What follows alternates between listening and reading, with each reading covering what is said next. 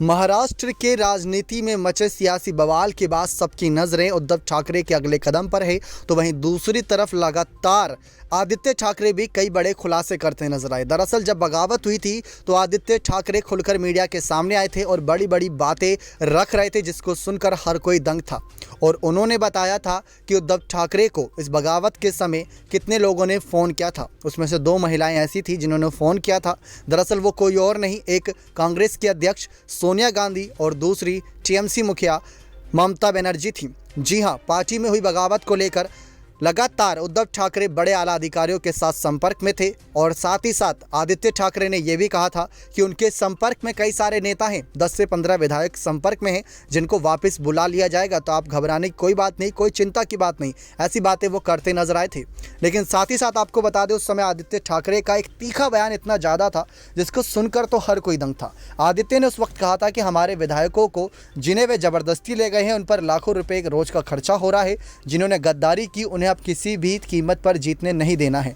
हम फिर से लड़ने को तैयार हैं। क्या बिना शिवसेना के लड़ने की ताकत है? आओ मैदान में। जिस तरह से वहां विधायकों का हाल है उसके बारे में सोचना चाहिए, यह क्या हो रहा है। इस घटना के बाद सीएम साहब को ममता बनर्जी, सोनिया गांधी ने फ़ोन किया। उन्होंने कहा कि यह सरकार नाजी की तरह काम कर रही है। ये बात करते नजर आए थे। साथ ही साथ आदित्य ठाकरे ये भी बातें करते नजर आए कि अगर मैं 32 साल की उम्र में युवक राजनीति में आया लोगों की भलाई के लिए, तो क्या कुछ गलत किया। साथ ही साथ उन्होंने ये भी बताया कि जब मातोश्री के लिए हम रवाना हुए थे वर्षा बंगलो से निकलकर, तो वहाँ पर शिवसैनिकों का प्यार देखकर हमारी आंखें भर आई थी। ये बातें करते नजर आए थे।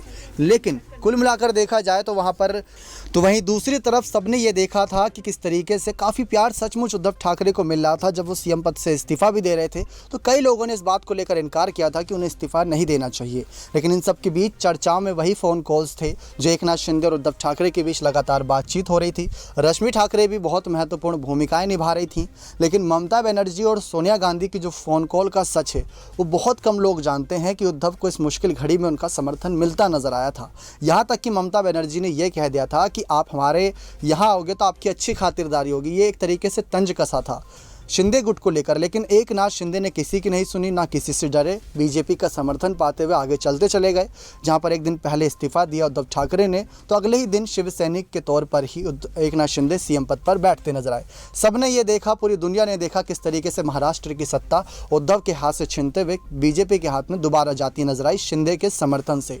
लेकिन इन सब के बीच इतना सारा यहाँ पर अगर कहें तो समर्थन मिला उद्धव ठाकरे को भी, सोनिया गांधी, ममता बनर्जी, शरद पवार। लेकिन विपक्ष के तौर पर ये सब नेता जाने जाते हैं और अकेले सामने बीजेपी। तो क्या विपक्ष यहाँ पर भी हार मानता नजर आया था? उद्धव ठाकरे को इस्तीफे को बचा नहीं पाया था? ये सब वाकया सचमुच दंग कर देने वाला है। नेक्स्ट 9 न्यूज़ रूम की रिपोर्ट।